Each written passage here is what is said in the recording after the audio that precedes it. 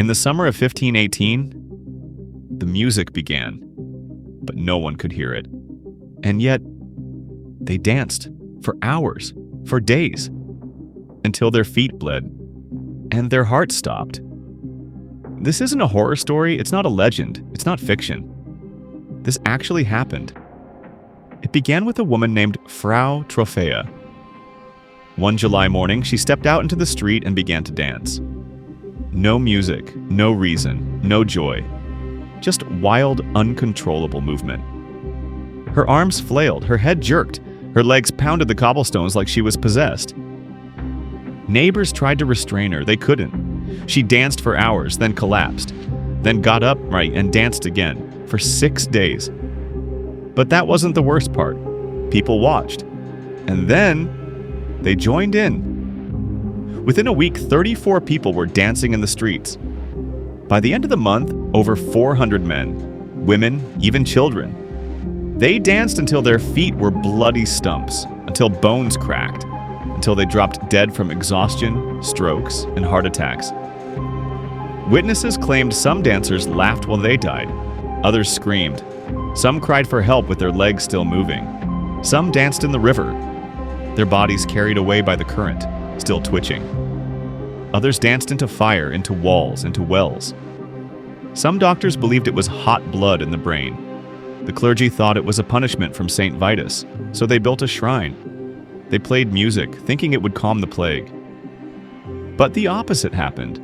Like the music was already there, even waiting. They just helped people hear it.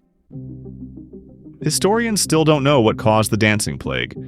Some blame mass hysteria. Others point to ergot poisoning. But those explanations don't fit. Ergot causes seizures, not coordinated dancing, and mass hysteria has never lasted this long. This was organized chaos. It had rhythm. It spread like a language, like an infection of the mind. Some ancient scrolls from the Strasbourg archives hint at something darker, that the dancing was a summoning, that in the oldest parts of the town, symbols carved into the earth kept something sealed. And when enough people danced, that seal began to crack. You'd think it ended there, it didn't. Similar outbreaks happened in Aachen, 1374, Basel, Cologne, Flanders, and Madagascar. All dancing. All without music, all without control.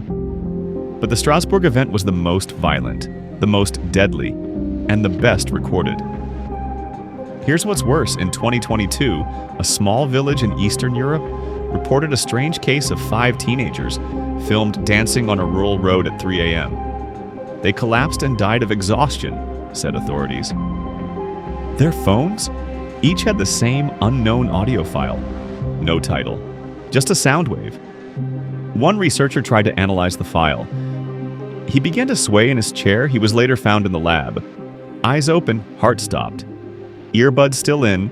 The file has since been deleted, but some believe it wasn't a file. It was a frequency, a pattern that lives not in sound, but in the brain. And it's been waiting for centuries where to be heard again.